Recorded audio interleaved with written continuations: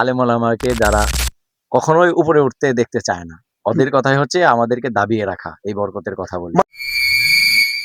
মানে হেরা সবসময় চা হুজুররা কেন অন্য লেভেলে কাজ করবে, হুজুররা কেন কোটি কোটি টাকা হাতাবে, ঠিক না? এটাই।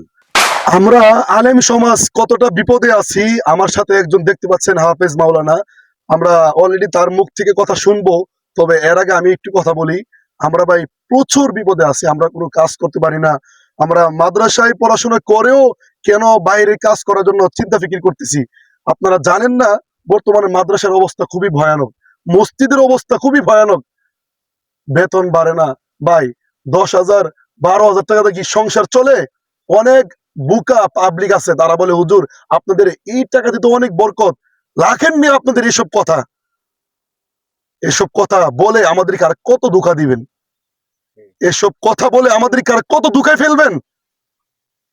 আপনি কি জানেন? আচ্ছা ঠিক আছে, মানলাম আমাদের টাকার মধ্যে অনেক বরকত, কি বলেন? ঠিক। শুনলাম যে আপনার কথাটা আপাতত জন্য আমি মানলাম, আমাদের টাকার মধ্যে অনেক বরকত আছে। আর আপনি যে মাসে 1 লাখ টাকা ইনকাম করেন, একটা কাজ করেন, প্রতি মাসে আমার 10,000 টাকা আপনি নিয়ে নেন, আর আপনার 1 লাখ টাকা আপনি আমাকে দিয়ে দেন, কি বলেন? ঠিক, এটাই ঠিক।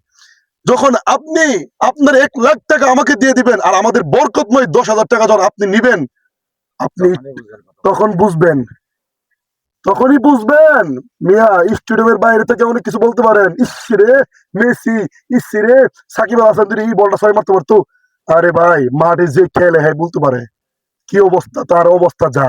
যাই হোক, তো হুজুর আসসালামু আলাইকুম। ওয়ালাইকুম আসসালাম। আম, আপনি কেমন আছেন? জি আলহামদুলিল্লাহ, আল্লাহ ভালো রেখেছেন, অবশ্যই বলতে হয় ভালো আছি। আপনার নামটা জানতে পারি? আমার নাম হাফেজ মাওলানা মোহাম্মদ সুলাইমান। যাই হোক, আমরা আর বেশি কিছু জানতে চাই না। আপনি তো একজন আলেম, হাফেজ মাওলানা। জি। তো আপনি তো আলহামদুলিল্লাহ শুনেছিলাম মাঝখানে আপনি মাদ্রাসা মসজিদ ছেড়ে দেওয়ার চিন্তা কি করছিলেন? হ্যাঁ, এখনো চিন্তা ফিকির করতেছি। তো খুঁজতেছি যেখানে বাহিরে কোনো কাজ পাই নাকি। কেন কেন আপনি চাইলে মাদ্রাসায় মসজিদে আপনি খেদমত করতে পারেন, তাহলে কেন এইগুলো করবেন? আসলে ওই যে আপনি যে কিছুক্ষণ আগে বলছেন হুম হুম যে আসলে টাকাটা এমন একটা জিনিস যেটা সবারই প্রয়োজন। হুম হুম। দেখা যায় আমি হুজুর, হয়তো আমি একা, বিয়ে করলে ২ জন বিয়ে করছি।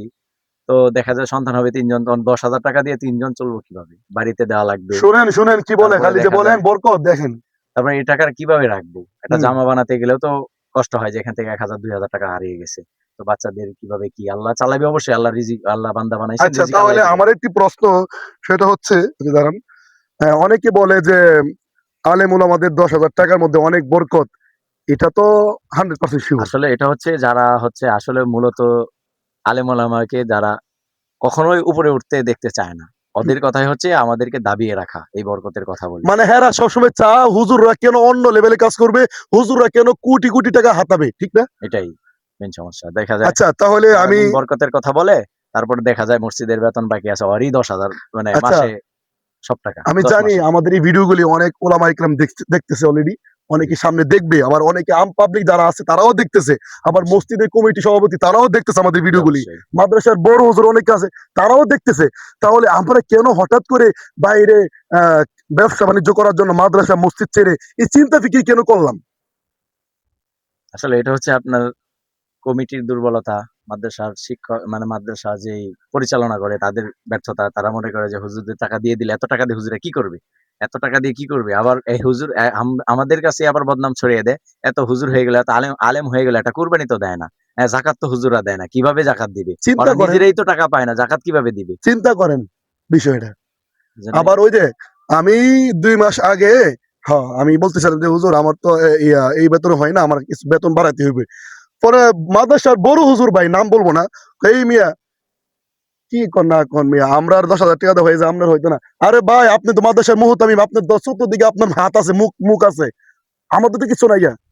২৪ ঘন্টায় ডিউটি করাতে হয়। যাই হোক, বাহিরে কোনো কাজও করা যায় না আহ মাদ্রাসা থেকে। ইনশাল্লাহ আমার হাত ব্যথা করতেছে, স্ট্যান্ড নাই, তো খুব কষ্ট হচ্ছে ভিডিওটি। যাই হোক, আমি ইনশাল্লাহ অন্য এক সময় গুরুত্বপূর্ণ আরো কিছু ভিডিও নিয়ে আসবো।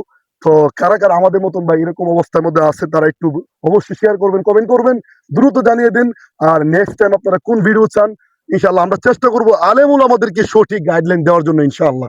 তো সবার কাছে দোয়া চাই, সবাই ভালো থাকবেন, আর আমাদের জন্য অবশ্যই দোয়া করবেন ইনশাআল্লাহ। আমাদের পেজটি আপনি যদি নতুন হয়ে থাকেন অবশ্যই ফলো করবেন ইনশাআল্লাহ। এরকম নিত্য নতুন ভিডিও আসবে যা আপনার কাজে আসবে ইনশাআল্লাহ। ভালো থাকবেন। আসসালামু আলাইকুম রহমতুল্লাহ।